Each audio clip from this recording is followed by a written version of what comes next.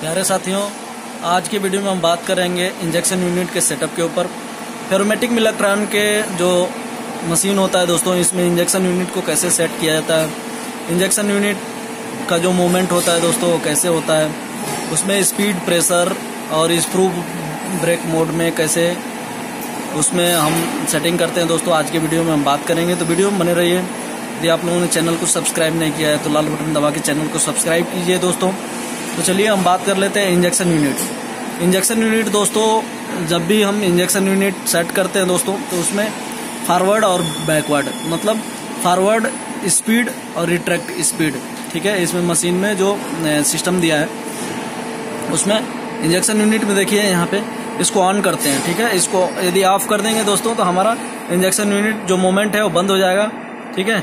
आगे पीछे कुछ नहीं होगा, जैसे कि हम आपको बटन से दिखा रहे हैं। हमने ऑफ कर दिया है दोस्तों। ऑफ करने के बाद देखिए स्लेड हमारा आगे पीछे कुछ नहीं हो रहा, ठीक है, बैरल। जबकि जैसे हम ऑन करते हैं दोस्तों, यहाँ पे ऑन करते हैं तो हमारा इंजेक्शन यूनिट आगे जाएगा, ठीक है, और पीछे भी जाएगा दोस्तों, ठीक है। तो सबसे पहले हम वो चेक कर लेते हैं कि वो ऑन है कि नहीं ऑन है, ठीक है। दूसरा, हमने इसमें स्पीड और प्रेशर दिया है दोस्तों, स्पीड दिया है दोस्तों, सॉरी, स्पीड, रिट्रैक्शन और फॉरवर्ड का दिया है दोस्तों, ठीक है। तो आगे आने के लिए हमने 30 का स्पीड दिया है और पीछे जाने के लिए भी आल्सो 30 का स्पीड दिया है, ठीक है। स्क्रू ब्रेक मोड में क्या होता है कि स्क्रू ब्रेक मोड में एक्चुअली यहाँ पे जब भी हम, यदि हमारे पार्ट में कुछ प्रॉब्लम आता है, जैसे रनर स्टिकिंग का प्रॉब्लम आ गया, फ्लो का प्रॉब्लम आ रहा है, सॉल्व नहीं हो रहा है, या बार बार सिल्वर का प्रॉब्लम आ रहा है, नोजल ड्रूलिंग हो रहा है दोस्तों, ठीक है, उस समय हम स्क्रू ब्रेक का यूज करते हैं, ठीक है।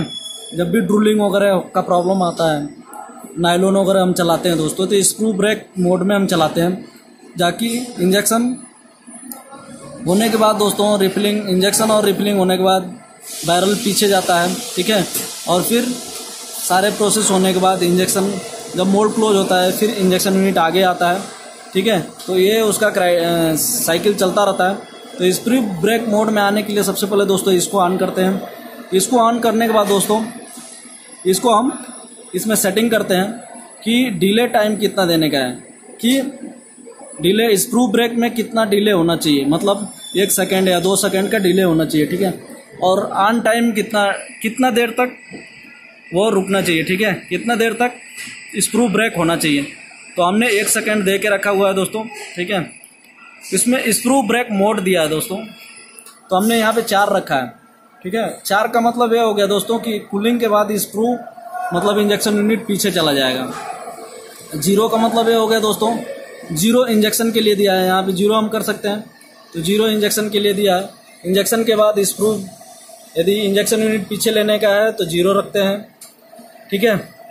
1 कब रखते हैं दोस्तों, 1 जब रखते हैं, इसमें दिया है कि फ्रंट सक बैक, यानी फ्रंट सक बैक होने के बाद यदि इंजेक्शन यूनिट रिट्रैक्ट करने का है दोस्तों तो हम 1 दे देते हैं। 2 कब देते हैं दोस्तों, रिफिलिंग होने के बाद यदि हमको करने का रहेगा, इंजेक्शन यूनिट पीछे करने का रहेगा तो हम 2 देते हैं। 3 कब रेयर सक बैक पे देते हैं दोस्तों, ठीक है। और चौथा देते हैं दोस्तों कूलिंग के बाद, मतलब चौथा वाला फंक्शन ही हम ज़्यादा यूज करते हैं, क्योंकि ये इंजेक्शन यूनिट तब रिट्रैक्ट होना चाहिए दोस्तों जब इंजेक्शन हो गया, ठीक है, इंजेक्शन, रिफिलिंग, ठीक है, और रिफिलिंग होने के बाद दोस्तों कूलिंग होता है, और कूलिंग होने के बाद इंजेक्शन यूनिट रिट्रैक्ट होता है, ठीक है। तो हम 4 मेजर यूज करते हैं दोस्तों। आप लोग देख लीजिएगा कि कौन से फंक्शन पे स्क्रू को ब्रेक करने का है। जनरली 4 होता है, आप लोग देखिएगा जब भी हम इंजेक्शन यूनिट पीछे करके ये अपना इंजेक्शन यूनिट को आपको रिट्रैक्शन में सेटिंग करने का रहेगा, ठीक है, स्क्रू ब्रेक मोड में, तो उसमें आप चेक कर लीजिएगा मोड के हिसाब से कि कौन से फंक्शन पे हमको स्क्रू ब्रेक करने का है। जनरली दोस्तों 4 स्क्रू ब्रेक मोड 4 में हम यूज कर लेते हैं। उसके बाद से दोस्तों हम आते हैं ऑटो पर्ज। तो ऑटो पर्ज का सबसे सिंपल फंडा है दोस्तों। यहाँ पे ऑटो पर्ज दोस्तों सबसे पहले हम ऑन कर लेते हैं। ऑन के लिए दोस्तों हम इसमें जाते हैं और इंटर का बटन दबाते हैं। यहाँ पे इसे इंटर दबाया हमने दोस्तों, वो ऑन होता है, ठीक है। प्रोसेस में जाके दोस्तों इसको हम वो ऑन कर लेते हैं। ठीक है, ऑन करने के बाद उसमें हम इंजेक्शन का पोजीशन डालते हैं, इंजेक्शन का प्रेशर डालते हैं, बैक प्रेशर डालते हैं और कितना देर तक ऑन रहना चाहिए। ठीक है, तो वो यहाँ पे सब हम डाल देते हैं। इंजेक्शन का पोजीशन जैसे मान लीजिए हमको 50 mm यहाँ पे पोजीशन डालना है, हमने 50 mm डाल दिया। ठीक है, यहाँ पे दोस्तों हमको इंजेक्शन प्रेशर डालना है तो हमने 80 डाल दिया प्रेशर इंजेक्शन। ठीक है, उसके बाद से हमको बैक प्रेशर, तो बैक प्रेशर हमने यहाँ पे 10 कर दिया। ठीक है, उसके बाद से ऑन टाइम हमको 2 सेकेंड तक दोस्तों हमको ऑन रखने का है। तो हमने 2 सेकेंड या 1 सेकेंड हमने दे दिया। और पर्ज साइकिल दोस्तों हमको ये जो सारा सेटिंग हमने किया है इसको 5 बार करने का है, मतलब 5 बार पर्जिंग साइकिल हो, 5 बार ये स्पीड है, प्रेशर है, बैक प्रेशर और इतना ऑन टाइम होके, ठीक है, वो साइकिल लेगा और 5 बार वो ऐसे ऑटो पर्ज मारेगा दोस्तों। तो इसमें क्या करते हैं हम ऑटो पर्ज में मशीन को दोस्तों प्रोसेस मोड में लेते हैं। ठीक है, प्रोसेस मोड में लेते हैं और इसको है ना दोस्तों प्रोसेस मोड में लेके ऑन करते हैं। ये हमारा अभी हीटिंग नहीं आया है, इसके लिए इसमें प्रॉब्लम हो रहा है। ठीक है, तो ये ऑन कर लेते हैं। ऑन करने के बाद दोस्तों हमारा ऑटो साइकिल स्टार्ट हो जाता है। अभी हम बात करते हैं इंट्रूशन के ऊपर। तो इंट्रूशन जब भी हम, इंट्रूशन मतलब होता है दोस्तों कि हमारा शॉर्ट साइज हो गया है और उससे ज़्यादा का कुछ पार्ट रहता है तो हमको इंट्रूशन मतलब होता है दोस्तों एक्स्ट्रा मटेरियल ऐड करना। ठीक है, तो एक्स्ट्रा मटेरियल हमको ऐड करने के लिए जैसे मान लीजिए कि हमारा शॉर्ट साइज बैरल का जो इंजेक्शन यूनिट का शॉर्ट साइज 130 mm है। ठीक है, और उसमें 200 ग्राम ही मटेरियल फिल होता है। ठीक है, तो 200 ग्राम खत्म होने के बाद यदि आपको 5-10 ग्राम और मटेरियल यूज करने का है दोस्तों, ठीक है, तो वहाँ इंट्रूशन के यूज करते हैं। ठीक है, तो इंट्रूशन के यूज करने से पहले पहले इसको ऑन करते हैं। ऑन करने के बाद यहाँ पे स्क्रू का स्पीड देते हैं, बैक प्रेशर देते हैं और टाइमिंग देते हैं। जैसे चलिए हम दे देते हैं, स्क्रू का स्पीड 25 दे दिया, बैक प्रेशर 10 दे दिया और टाइम दे दिया दोस्तों 5। ठीक है, ये मेजरली दोस्तों एक्स्ट्रा एडेड मटेरियल के लिए होता है। इंट्रूशन बहुत ही रेयर केस में देते हैं, लेकिन हम आप लोगों को फंक्शन बता दे रहे हैं कि कैसे दिया जाता है, क्या दिया जाता है। तो हमने इंट्रूशन को सबसे पहले ऑन कर दिया। ऑन करने के बाद हम वैल्यू डाल देते हैं, फिर चेक करते हैं कि पार्ट के क्वालिटी के ऊपर क्या इम्पैक्ट पड़ता है। यदि क्वालिटी अच्छा आता है दोस्तों तो हम इसमें चेंजेस नहीं करेंगे। यदि क्वालिटी अच्छा नहीं मेंटेन होता है दोस्तों तो फिर हमको इसमें कम ज़्यादा करके बैक प्रेशर वगैरह, स्पीड वगैरह ज़्यादा करके हमको चेक करना पड़ता है दोस्तों। ठीक है, इंट्रूशन में तो इंट्रूशन का बहुत ही रेयर काम होता है, मतलब रेयर ही केस में हम यूज करते हैं। इंट्रूशन देने से दोस्तों एक्चुअली क्या होता है, पार्ट तो फिल हो जाता है लेकिन पार्ट की जो मेजर क्वालिटी रिलेटेड चीज़ है जैसे लाइटिंग पार्ट वगैरह में तो जल्दी नहीं मेंटेन हो पाता है। लेकिन यदि छोटा मोटा हाउसिंग वगैरह पार्ट रहेगा, ब्लैक पार्ट रहेगा, उसमें हम कर सकते हैं। ठीक है, इसमें क्वालिटी की ज़्यादा रिक्वायरमेंट नहीं रहेगी। अभी हम कोल्ड स्लग रिमूव में आ रहे हैं दोस्तों। तो कोल्ड स्लग रिमूव जब भी हम करेंगे दोस्तों इसका फंक्शन ऑन कर लेंगे। ठीक है, ये तो मेजरली हमने ज़्यादा यूज नहीं किया है, फिर भी मैं बता दे रहा हूँ। कोल्ड स्लग रिमूव का फंक्शन ऑन करेंगे। ऑन करने के बाद कोल्ड स्लग रिमूव मोड में जाएंगे। यहाँ पे मोड दिया है दोस्तों, पहला मोड दिया है बाई रिफिलिंग, दूसरा मोड दिया है दोस्तों बाई इंजेक्शन।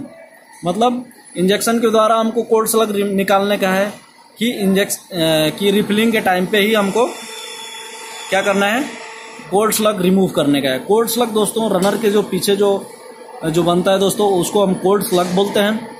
तो यहाँ पे दोस्तों बाई रिफिलिंग पे देने का है, उसका सेटिंग यह है। ठीक है, तो स्क्रू का आरपीएम, ठीक है, जैसे मान लीजिए हमने 20 कर दिया, प्रेशर हमने 15 रख दिया, जो भी रखने का है रख दिया। ठीक है, और टाइमिंग जैसे हमने 2 रख दिया। तो ये बाई रिफिलिंग के द्वारा यदि हमको निकालने का रहेगा तो ऐसा, और बाई इंजेक्शन के द्वारा निकालने का रहेगा दोस्तों तो हमको ऐसा करना पड़ेगा। दोस्तों ये कोल्ड स्लग रिमूवल का हमने तो अभी तक प्रैक्टिकल यूज नहीं किया है, फिर भी हम आप लोगों को बता दे रहे हैं। ठीक है, तो आशा करता हूँ इतना आप लोगों ने समझ गए होंगे दोस्तों। यदि इस वीडियो में कुछ भी प्रॉब्लम रहेगा तो मुझे मैसेज करके, कमेंट करके ज़रूर क्वेश्चन पूछिए दोस्तों, मैं आप लोगों के क्वेश्चन का ज़रूर जवाब दूंगा। यहाँ पे देखिए दोस्तों नोजल कॉन्टैक्ट फोर्स, यहाँ पे नोजल कॉन्टैक्ट फोर्स रहता है और यहाँ पे इसका ये रहता है, मतलब सिंबल रहता है। इंजेक्शन यूनिट अभी बैकवर्ड है दोस्तों। ठीक है, जैसे कि हम इंजेक्शन यूनिट फॉरवर्ड करते हैं, ठीक है, यदि इंजेक्शन यूनिट दोस्तों हम फॉरवर्ड करते हैं, देखिए हमारा रेड सिग्नल आता है, ठीक है, और आगे जाके टच होता है। जैसे ही हम बैक का सिग्नल, बैक का भी सिग्नल आता है, यहाँ पे देखिए, यहाँ पे बैकवर्ड का, ठीक है, और यहाँ पे जैसे नोजल टच हो जाता है दोस्तों, नोजल कांटेक्ट फोर्स ले लेता है, वो इनबिल्ट रहता है मशीन में, जो टनेज रहता है उसके हिसाब से हम नोजल कांटेक्ट फोर्स दे देते हैं।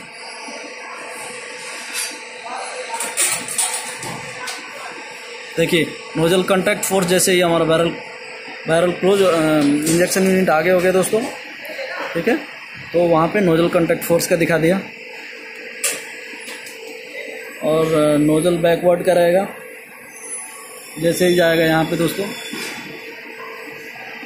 तो इंजेक्शन यूनिट रिट्रैक्शन का वो दिखा रहा है ना, सिग्नल लगा हुआ है, देखिए जैसे ही गया वहाँ पे ग्रीन हो गया, ठीक है, ग्रीन हो गया मतलब सिग्नल लग गया, मतलब बैकवर्ड हो गया पूरा। फॉरवर्ड के लिए भी ऐसा ही है। तो आशा करता हूँ दोस्तों इस वीडियो में आप लोगों ने बहुत अच्छा सीखा रहेगा, ठीक है। यदि कुछ भी क्वेरी रहेगा तो कमेंट कीजिए। आज के लिए इतना ही, थैंक यू।